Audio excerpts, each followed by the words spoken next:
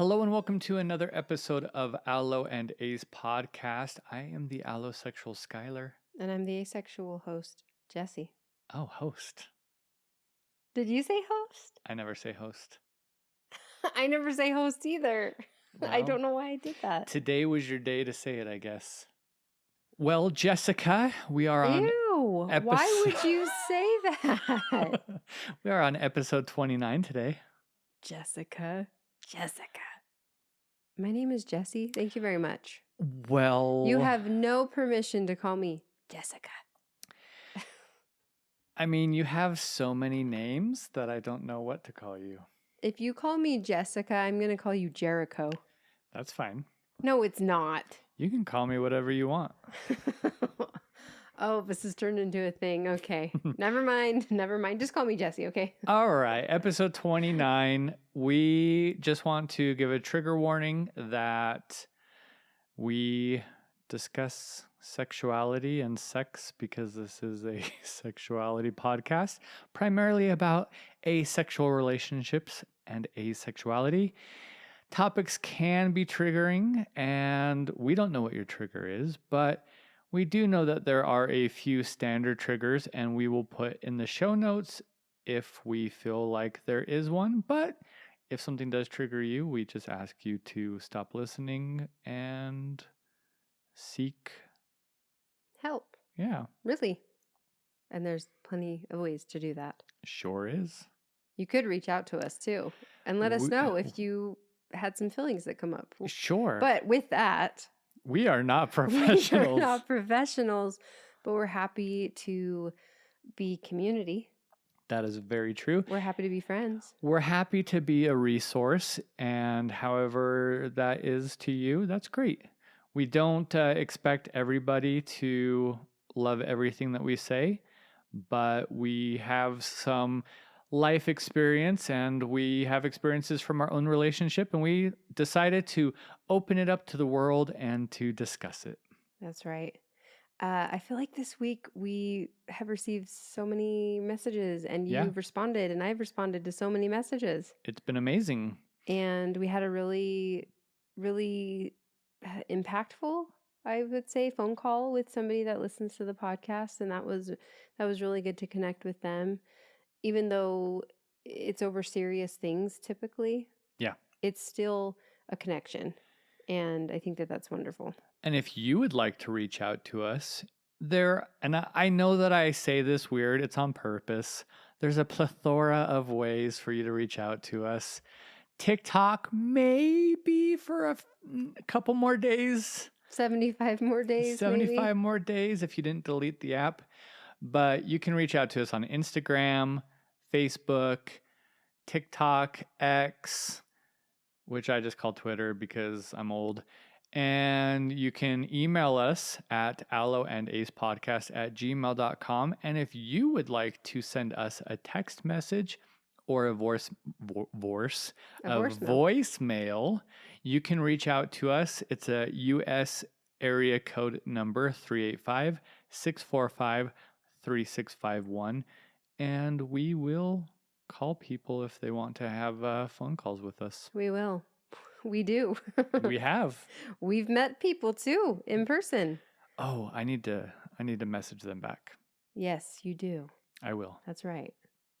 I would like to say Skylar and I are looking at different ways to grow this community of listeners. And I'm not going to lie, we would really like to get away from certain platforms if possible. We're not going to do that right now because that would be a little bit sad to do that. Yeah, definitely. Since we receive so many messages on Instagram. But we are looking for other creative ways to communicate with this community and spread information about the episodes and different graphics that Skylar makes and whatnot. Yeah. So Jessie, not Jessica, how are you doing? You're like, I was great until you called me Jessica twice. Yeah, geez. I feel like I'm doing pretty good, but things just feel weird.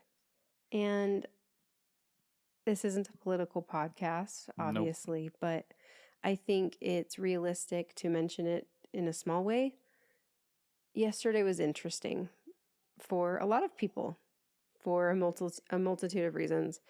And the TikTok ban was really weird to experience, especially like I'm a very big TikTok consumer. I have learned so much on TikTok about important things, actually. And there is a sense of community there. And so it's been a weird week because of all the political stuff happening. So I feel like I'm trying to keep my head up a little bit, chin up. And I feel that the best act of resistance or rebellion is to be happy still and to treat yourself with kindness and others with kindness and to mentally, emotionally, and physically take care of yourself. That is, at this point, an act of resistance. Yeah. So that's something I'm trying to keep my mind on. And there's been some interesting updates in the IVF situation, which we're going to stay vague about, but it's all good things. So we'll keep it at that. We'll keep it at that.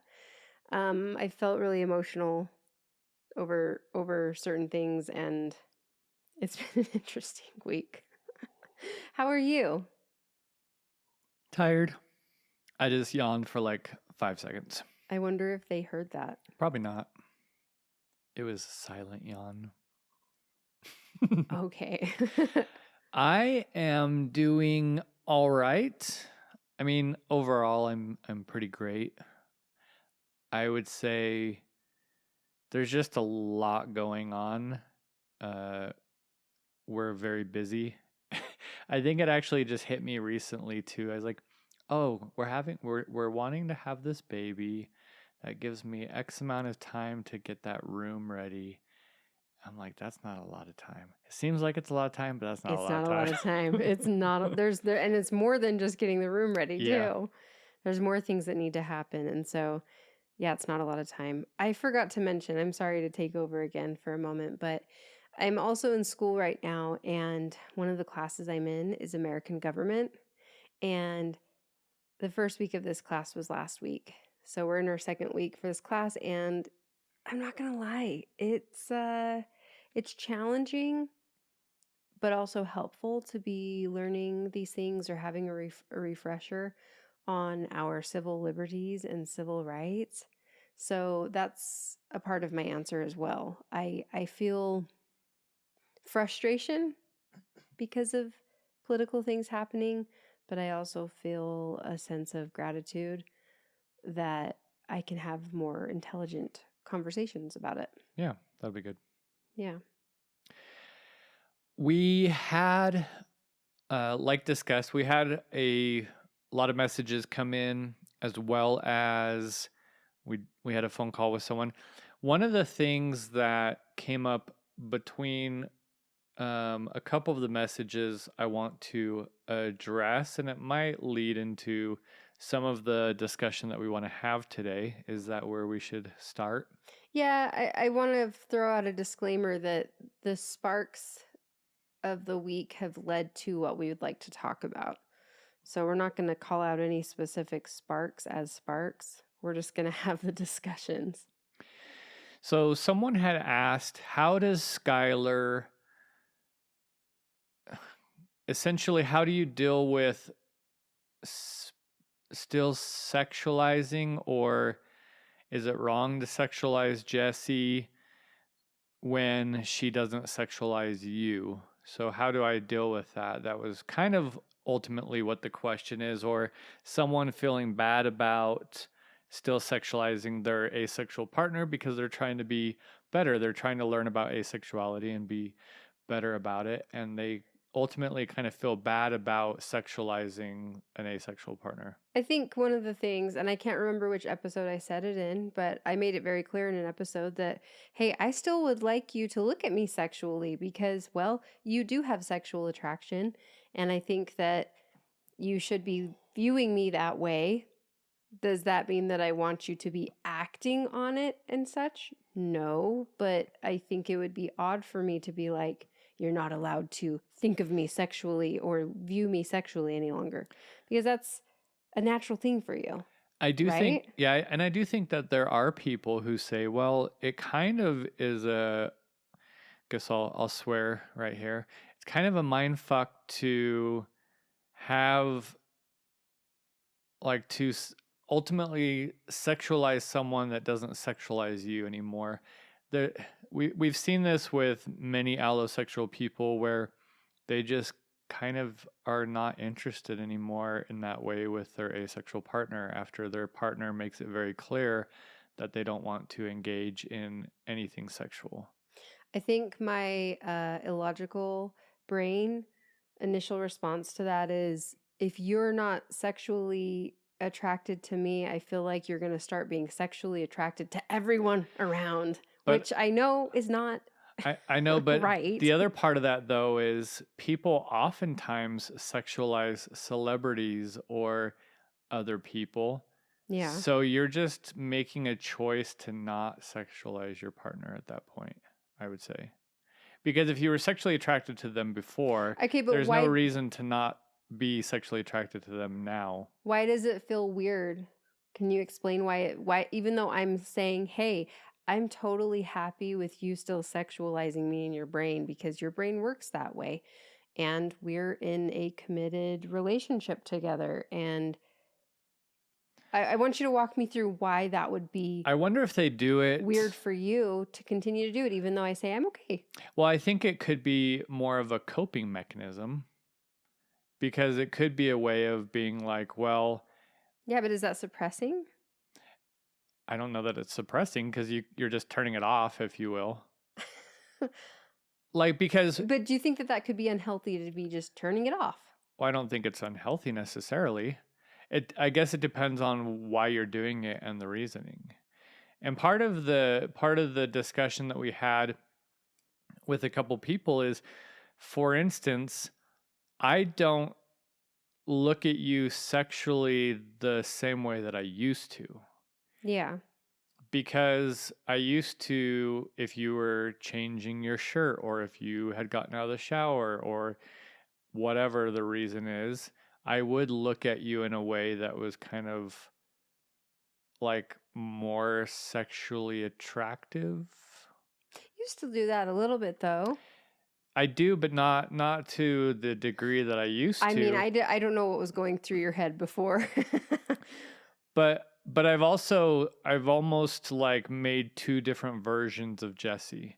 So there's the love of my life, uh, wife, partner, everything we do together in marriage, Human. human. Like there's that version of you, and then there's the version of like the pictures and videos and things that I have, which has been done consensually and that you have provided and have given to me.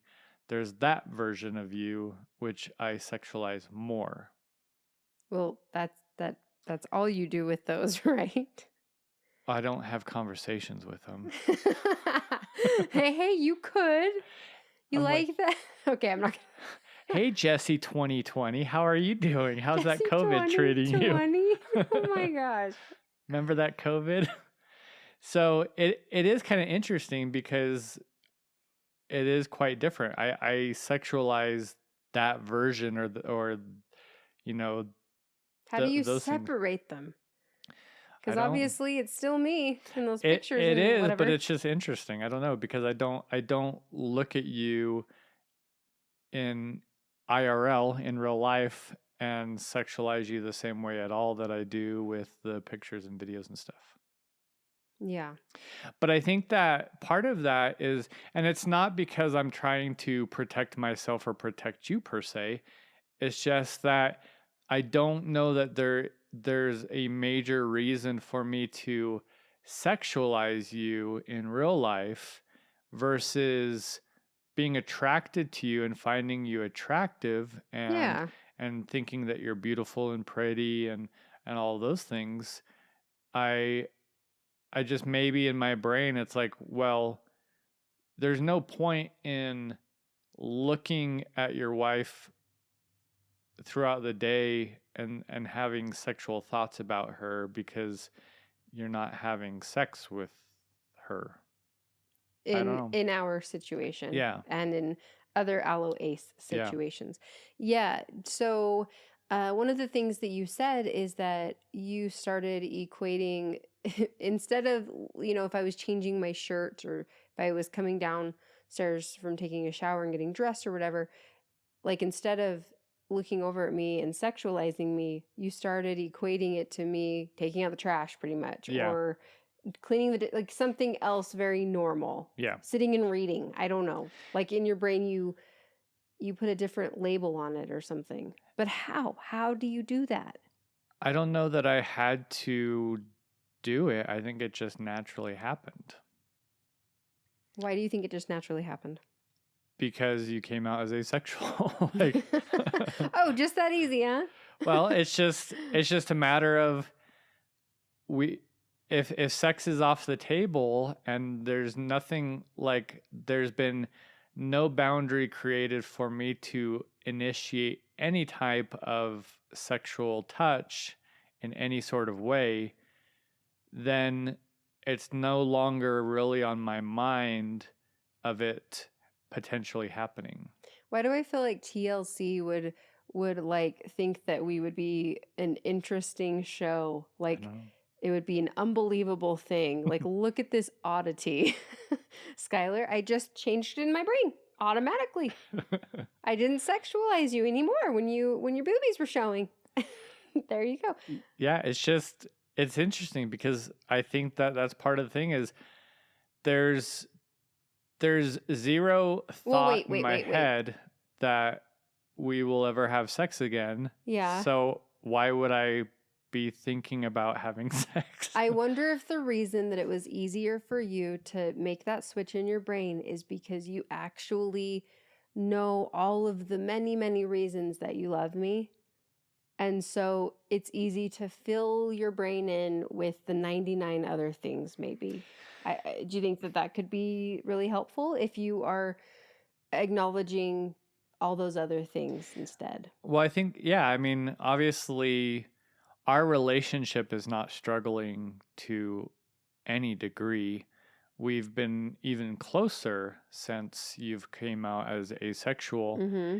And the amount of touch that we do and normal, quote unquote, normal intimacy has gone way up. Normal, non-sexual intimacy. Yeah.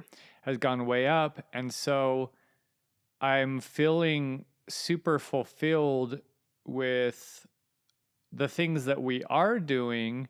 And I'm not feeling like a lack of connection with you. Mm-hmm. I don't feel like you're ignoring me. I don't feel like you're, for instance, just doing your own thing and I'm doing my own thing. So if someone's not connecting with their partner in several other ways, do you feel like it could be pretty challenging to turn off the one thing that you've been relying on, the connection that you are relying on, that sexual connection? Or yeah, I do think that attraction? I do think that if communication and connection is lacking, generally speaking, for whatever reason, but there was still like this, sex was like this way, mm-hmm.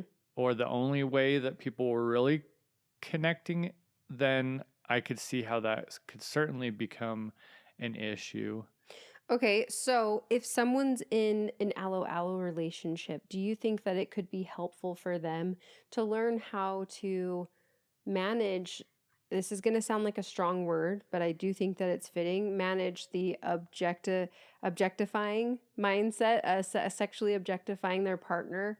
Do you think that it would be healthy for them to kind of take a step back from that a little bit in general, because unless they totally are happy with that all the time, because of different circumstances that can come up in life, regular circumstances that can come up that can prevent someone from wanting to be sexually objectified?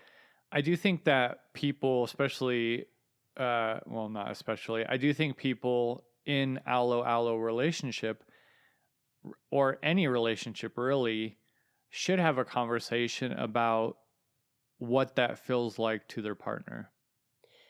Yes.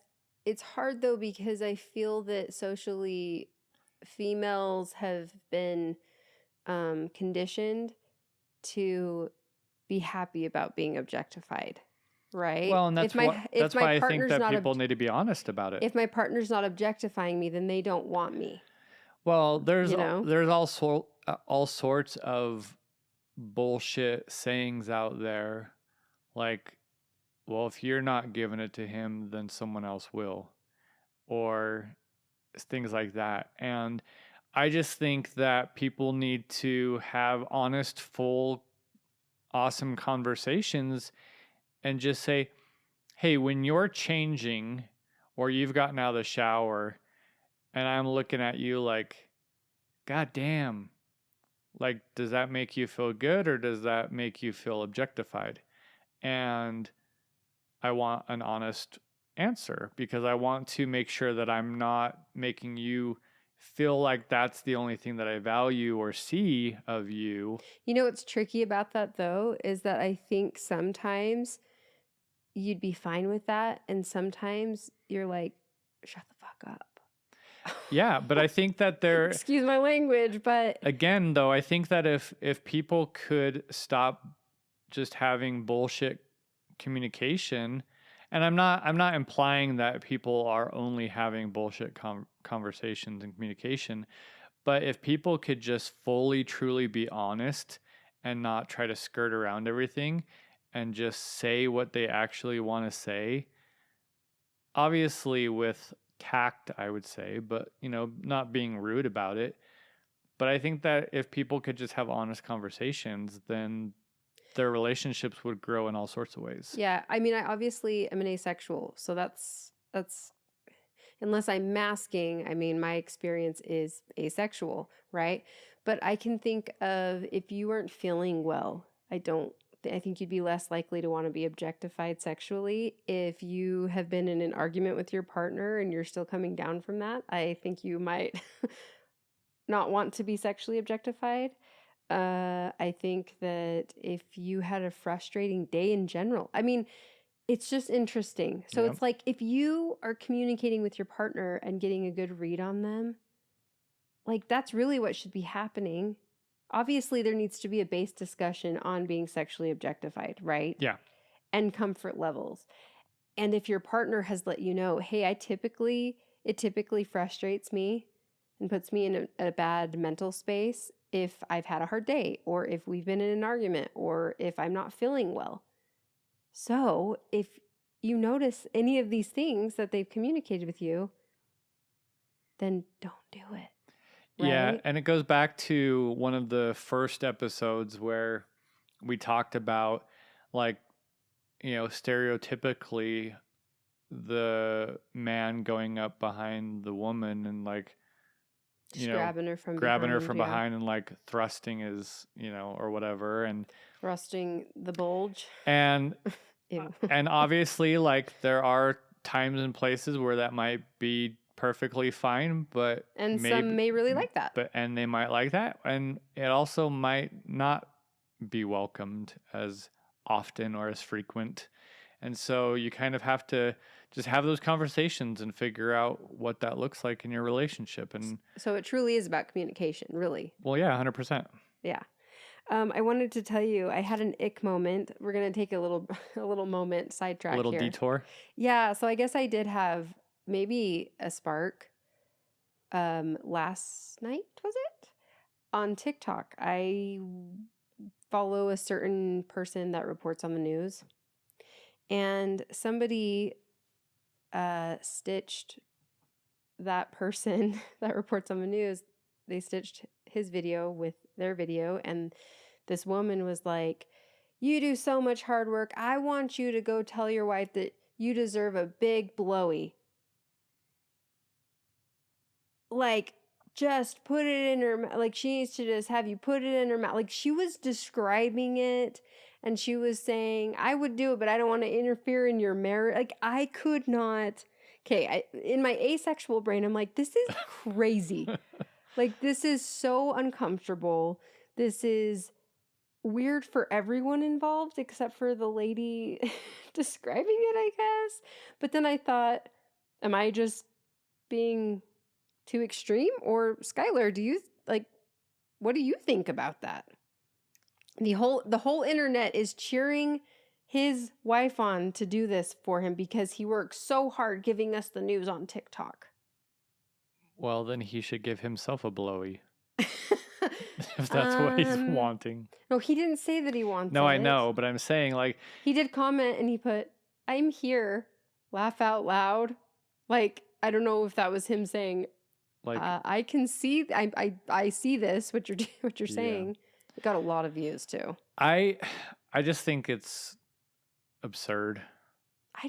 For me, I'm like the pressure and the uncomfortable feelings of someone telling me that my husband deserves a blowjob is a lot to me, but I'm also, averse. I mean, it kind of just reminds me of like the steak and BJ day for your birthday. Like, I'm vegan, but like just being like there's this expectation for anniversary sex or birthday blowjobs. The expectation factor is just insane to me. Yeah. But is that because I'm asexual, or is that because across the board it's kind of insane to have expectations of someone else's body? I mean, I'm the wrong person to ask anymore because I just don't think that you should have any expectations to anybody's body, like you just said. Just because you're in a relationship with someone doesn't mean that you automatically get access to certain things or that there should be expectations. And again, it's perpetrated more through society, including, we've talked about like your relatives and stuff being like, make sure you give him a lot of sex and stuff. Yeah. When your husband was deployed. And so it's just like, when my ex-husband was deployed. Yeah. So it's like, that's just so crazy because it's like,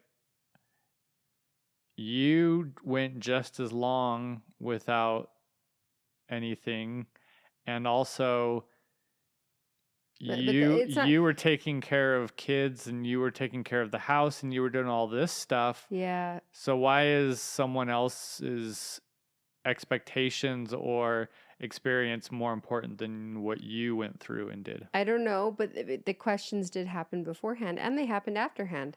So how was it? What'd you do? Was it good? Was he so happy? Ew. Yeah. So it's weird because it's like there's pressure just maritally. Is that right? Yeah. Is that the right way to say that? But then there's also pressure from outside forces too to perform and make sure you show up in that way. But that's because of like the normalizing social normalities of these types of relationships and expectations. And, I don't want to keep using vulgar sayings from people, so I will avoid. Yeah, yeah. So what do you think about, I mean, this goes right back to having expectations of someone else's body. Yeah. Like, you get into a relationship and you get married and you have these thoughts in your head that at some point they may fulfill these fantasies that you have or something. And do you think that that's right? I don't know why people would have expectations of things that they haven't talked to their partner about to even see if they're even interested in that same thing. It just makes no sense to me. But it also seems like it leaves no room for flexibility and for your partner to be like, I was comfortable with this, but now I'm not. And a lot of it, I think, comes down to, a lot of religious things or growing up in these strict religions where you've never done anything. So how do you know what you would even want to do? And then I guess if you're just looking at porn as a reference of like possibilities, and you think that that's normal, then you get married and you're like, so when are we gonna, do this or that? And people are like, I don't even know what that is. Yeah. Speaking of religious upbringing or just being in society in general, under patriarchy, I do feel that the whole idea of you become one when you are married, I think that it's a lot more likely under patriarchy type of understanding of society that the man is in charge and in control. Yeah. So you have this thought of you've become one, but one of you is more important than the other. Yeah. And so your body isn't your body, it's our body, and I'm the one that needs to make sure that I'm being fulfilled. Yeah. And I know that that feels probably like it's a little extreme on the extreme end, but I can completely see how there can be little fractures or tears of that coming into play if you do have that thought of you've become one with your partner. Well, even take religion out of it, just the societal expectations or normalities. You go into like the dead bedroom subreddit or any of these, and it's like if anyone complains, or if, I mean, there are, you know, all genders that go on there to complain about a lack of stuff, but it seems like if a guy is reaching out and saying, "Hey, this isn't happening," then it's instantly like, well, you should just open your marriage, or you should leave them. Yeah. And it's like, so that's the only like that's the only thing that's keeping you together, is that?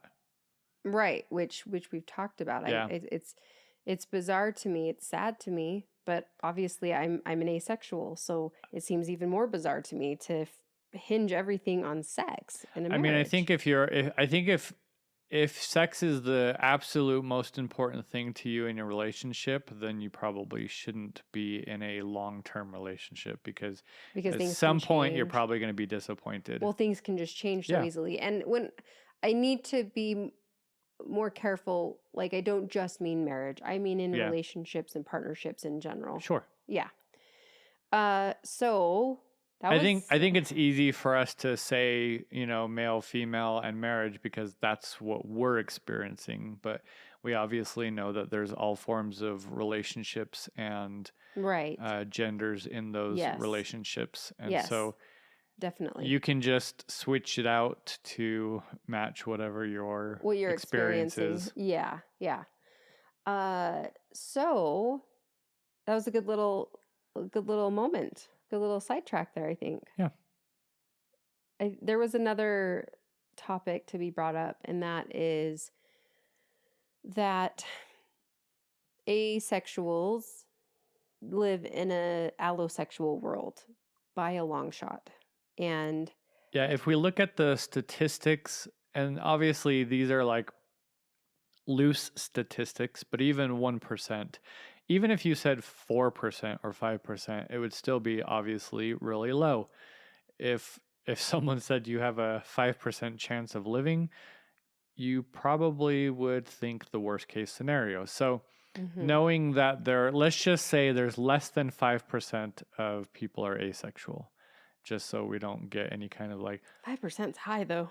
It's, well, statistically it's 1%, I mean, compared to the 1%, yeah, I would maybe go like 2%, not 5. well, we just can go off of the fact that there's a lot of people who haven't come out yet. So there's 1% of the population who probably self-identifies or is aware of their asexuality. Right. So because of this, I think that there's a lot of experiences amongst the asexual community where you learn to mask your asexuality from a very young age, because things start being sexualized at a very young age, even in very small ways. It just builds up this mask that you have for society. And just like my experience, I didn't even understand that I was building up a mask. I knew that I felt different, but I didn't know that I was building this persona up. Yeah. From the time I was 8 or 9 or whatever it was.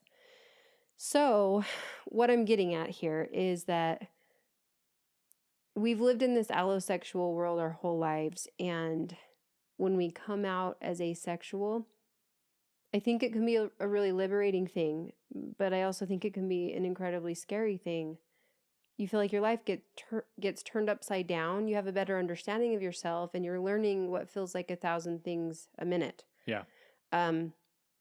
So it feels as though an issue that we see a lot is that partners, allosexual partners, aren't willing to try to understand you by doing something so small as reading a chapter of a book or listening to an episode of a podcast or watching a short YouTube video on asexuality. I completely think that your allosexual partner needs some time, to understand what's going on and to feel their feelings. But at the same time, you're still worth them trying to understand you. You should be with somebody because you love who they actually are.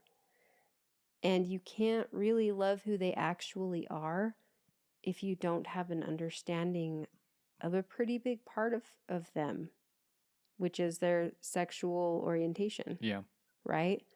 And so what I'm saying is the least that your partner should be willing to do, this is the least, is listen to a freaking episode or go to a resource that you directly give them that you say has helped you understand yourself. I can't believe that there aren't partners that are willing to listen to a 45-minute episode on 2 times. Or like reading, Angela Chen's book together or something. Something. And it doesn't even have to be the whole book. Yeah. Like we've heard they're just not willing to do anything. And it's like, okay, how long are you supposed to actually stay in something where the other person is not trying in any way when you have tried as the asexual to fix yourself, in quotations, fix yourself your whole life almost? Like you've been masking yourself and trying to fit in. And then as you get older and you're actually in sexual situations, you try to fix yourself in all sorts of other ways.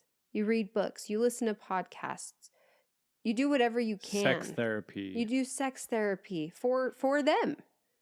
And you mean to tell me that they're not willing to read a chapter of a book? That's completely unacceptable to me. Yeah, I think that the mindset that needs to shift on the allosexual side is to get away from the, well, you're the one that changed. Because when we first got together, you were very sexual and you did all these things, and then you started, having less sex and this and that. And then now you're just telling me that you're asexual. Well, you need to figure that out because you're the one that changed. And I got into this relationship with who you used to be. And that's when you say, I need to figure it out. Oh, that's interesting. I did figure it out. I'm asexual and I'd really like you to understand me on a deeper level because you're my partner. Yeah. And my partner should understand me and love me on a deeper level. Here, read this. Right? I mean, think about so many different options of things that could happen in a relationship where that would not be okay to say. I know so many different things. Like if you're so many different things. Like if your partner out of left field came to you and said, I just got laid off of work. You're telling me that you wouldn't look at the budget, you wouldn't adjust your spending habits, you wouldn't do anything to like support your partner while they're looking for another job. You would just be like, well, sucks to be you, figure it out. Like, or they had an illness or something happened to them or they were in a car accident and you're just like, well, you can walk home, I guess, because it's not my fault that you got in a car accident and now you don't have a car. Figure it out. And relating directly to sex, all sorts of things can put a fracture or pause on your sexual relationship with your partner. Before I was asexual, when my dad almost died, like we said goodbye to him in the hospital, I went through a very severe amount of sadness coming out of that. And I can tell you, I mean, obviously we know I'm asexual now, but That was the last thing that I was concerned with. Even from a dutiful wife perspective, I could not bring myself to do that. It didn't feel right. It felt even more unnatural than it feels now, knowing I'm asexual. So there are different life experiences that can happen that can really, and then that goes back to hinging your relationship on sex. Yeah. So you're telling me that I could experience something so traumatizing that isn't even related to sex, but it causes something to put a pause on sexual intimacy. And you're not willing to help me through that traumatizing thing that's happened? You know? Like, you're just gonna go? That feels bizarre to me. Yeah, I think that there's if you reacted that way to other things too, then it just doesn't seem like it would be a healthy relationship. Yeah. I mean, you do see with pregnancy and stuff where you're not supposed to have sex For for 6 weeks. 6 weeks or whatever it is. And so it's just interesting to look at that. But I've even heard people saying, "Well, her mouth's not broken." That is so disgusting. We did learn something interesting while going through IVF. At a certain point, you're supposed to use progesterone shots or cream, and the cream is supposed to be inserted vaginally, and a lot of women complain about it being messy. And well, that hasn't been my experience of it being that messy at all. And so when I was talking to the nurses about it, I was informed that the husbands complain, the partners complain about the progesterone cream. And I'm like, what? Because I'm thinking, I'm sitting here having to put this up there. I'm sitting here having to get all these shots, all these vaginal ultrasounds, all this blood work, tracking all these things, being so careful with all these things, and you're going to come to me and complain to me about how messy it is for you. I mean, that's insane to me. Skylar rolled his eyes big time, which was probably weird for them because the nurse did seem like, pretty normal saying it. Yeah. Like she was like, "Oh yeah, the partners, they complain." And me and Skylar just looked at each other and we're like, I was like, that's ridiculous. "Oh my gosh." So I guess that was another ace moment. Yeah, so I think that I just think that allosexual partners can step back and say, okay, like just like you would with any other thing, your partner loses their job and you go, okay, let's look and see what this means. Let's figure this out. Do you lose your job? Okay. Are you going to are you going to get into unemployment? Do you need me to help you fill out paperwork? Should we go together to, sign up for this or that?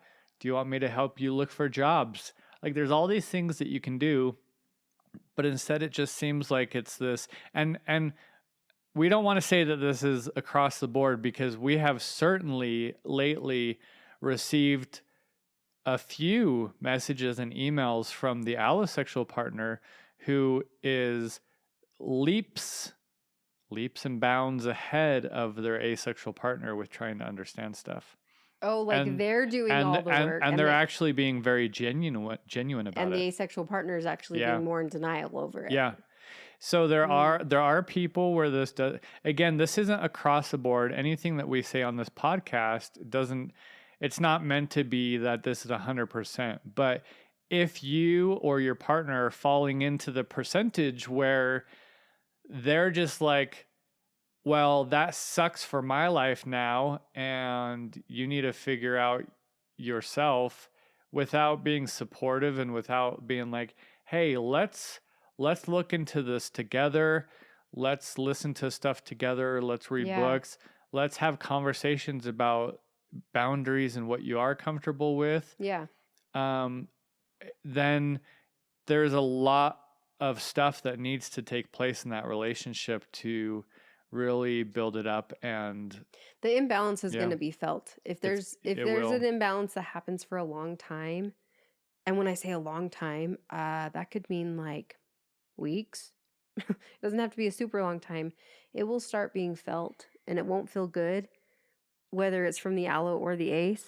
I do think that we do more so have the ace partner reaching out saying, Yes. my allo partner is just not willing. I just don't want it to make it sound like it's across the board. No, and it's not. We've had some really amazing partners reach out and try to understand and talk to us, and that's been great. I think that also if you lack support for your partner, then it's only going to cause more resentment. Because then it just becomes all on them, and they might not want to have to take everything on themselves. Well, it's And very isolating. So the process can be a bit slower, especially if they feel like you're not supporting them. Then they're going to pull back. They're going to probably not, feel comfortable and excited to discover more about themselves because you're already reacting really shitty about them just thinking that they might be asexual with not even understanding their flavor of sexual willingness or any of their other boundaries. They just know that the fact that you said asexual, all of a sudden they don't want anything to do with it. So And they don't understand all of the layers to that. I can tell you for a fact that if I would have not been the person who was like pushing Jessie to figure herself out, and if I was reacting bad, she would have just continued to have that mask on, and she would have just our relationship would probably, I think, slowly deteriorate. It would. It would take some time, but I would get so exhausted from coming back to this place of I'm so broken. I'm sorry. I'm trying to fix myself and I don't know what's wrong with me. You should just go sleep with other people because I don't know what's wrong with me. There's only so much of that someone could take. Yeah. Even if you're strong-willed, yeah. Yikes. So, I mean, a lot of these discussions is a continuation or building upon episode 6, so the starting over episode and the workbook that's included. And you really need to get to a place where you guys can communicate 100% honestly and open. And it's fine to say that I need a minute, or it's fine to even say that's hard for me to hear. But you also don't want to make your partner feel like shit either. And so I think that you do have to kind of figure out maybe how to use a follow-up statement. Like, that's really hard to hear, but I know that that must be very hard for you. And I want to support you in you figuring out what that means so that we can understand better how we can build upon your boundaries and connections so that you feel safe and that we're connecting, because I love you and I don't want our relationship to suffer because we are not communicating and not having connections in any way. Yeah. The last thing that we want to talk about is something that happens a lot as well with these relationships. It happens within the relationship, and it also happens from the outside world looking in and saying this, but the whole trope about being roommates. So you guys are just roommates then? Is that what you are? You can shut the fuck up. I'm spicy. I'm extra spicy right now. So, I can't stand that. She's buffalo wing spicy. I am. I'm at least a level 4 out of 5. I do think that there is a level where you certainly can get to that point. And that's if you don't do all of these things and you don't. That's if you don't communicate. That's if you Yeah. don't have non-sexual intimacy. Well, that's not even true either. Well, no, maybe it is. Because if you're Actually, maybe if it you're is. avoiding each other and the only thing that you do is like, I don't know, like some household chores and pay the bills, but you really don't do anything together, that's roommate. Yeah. I mean, I had that thought for a second where I was thinking of the aromantic in a relationship. But the thing is non-sexual intimacy does not mean romantic intimacy. Yeah. It doesn't at all. And so But also there's a difference between avoidance and coming together yeah. and connecting. Yeah. So the whole thing about being a roommate is it's awful, actually. It's really degrading. It's saying my relationships will always be more important and more serious and more deep and more connected than yours because you are not doing this. And we talked about that a long time ago, about how people instinctively view a marriage as stronger than a girlfriend, boyfriend, girlfriend, girlfriend, boyfriend, boyfriend, Or even a friendship. non-gender, whatever, Even friendship. a friendship. Yeah, relationship. So it's like just because someone has a piece of paper doesn't mean that their relationship is What any this stronger. comes down to is relationships in general. And when people are trying to say, so they're a roommate, they are purposely trying to downgrade your relationship, and I will not have it.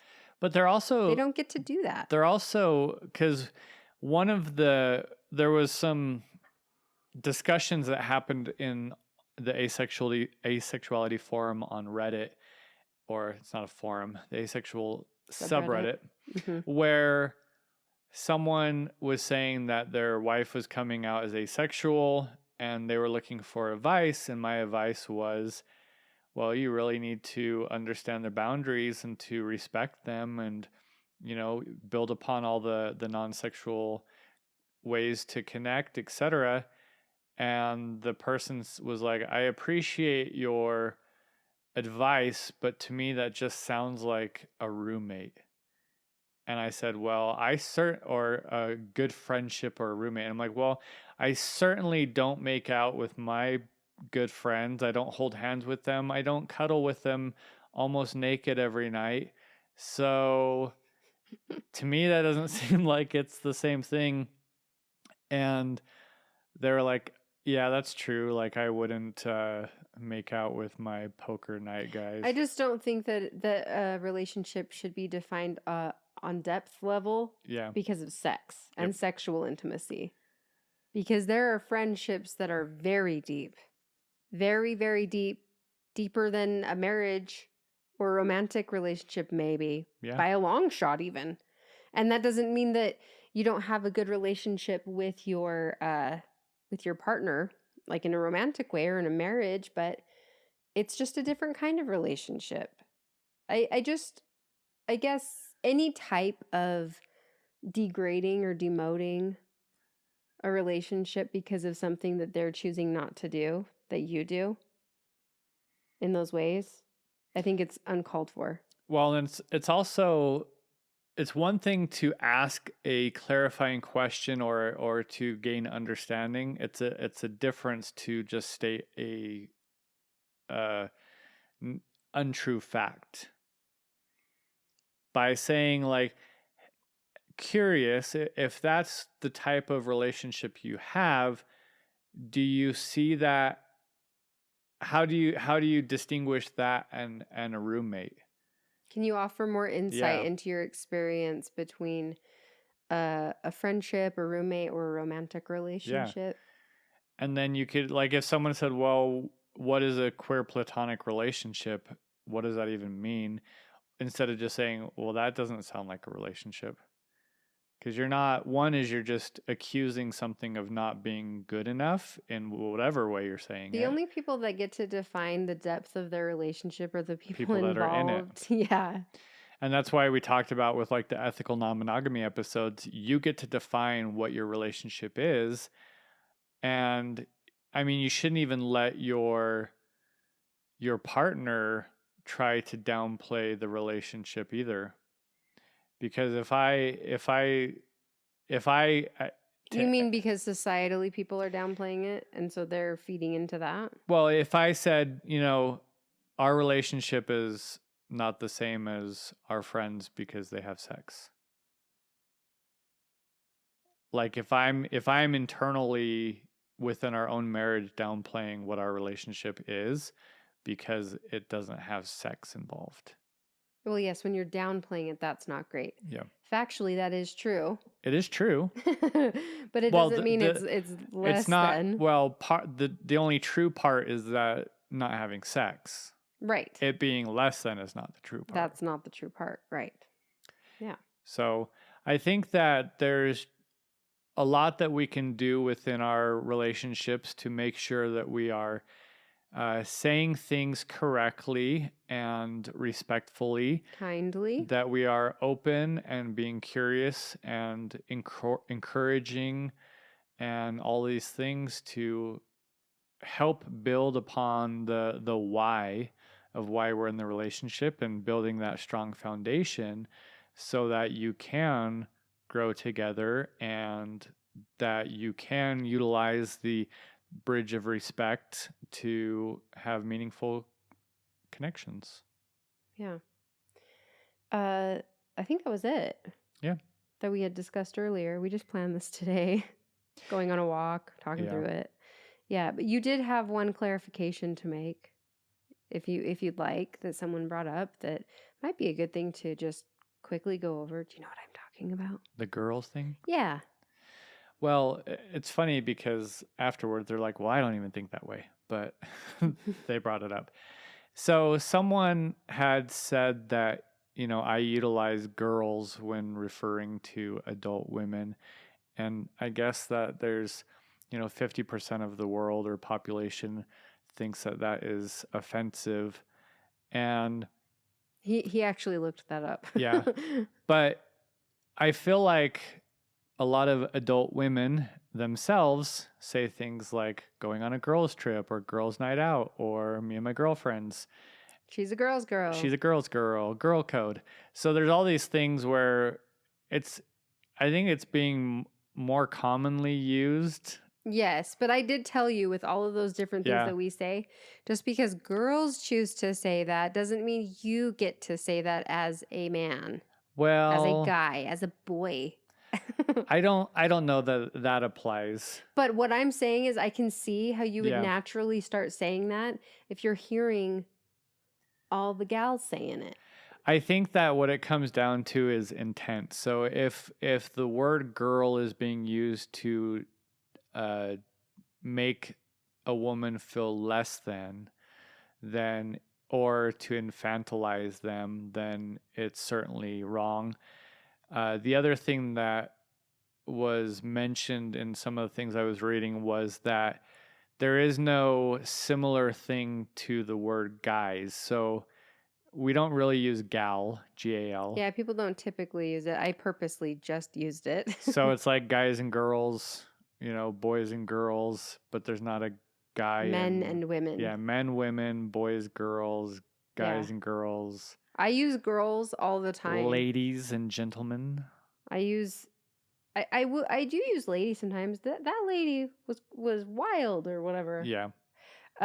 So I think that you have a better understanding of it though.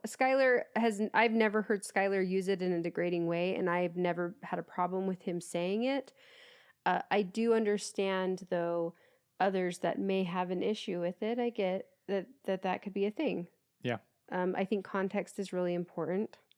And so I think that intention is really important. Yeah, so just know that I'm not doing it in a way to make women less important. I actually think you feel like women are more important. Oh, 100%. Yeah. But anyway, that's all we have to say about that. Yes, that's all we have to say about all of it for now.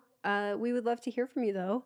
Yeah. So please, please, please, please, if you've been thinking about reaching out and you haven't yet, please reach out. And if you've already reached out, please reach out again because we love you and we love conversing with you. Conversing. Yes, and we hope that you have a lovely rest of your week, day, month, night, year, morning, whatever it is you're experiencing right now on your timeline. Okay, bye. Bye.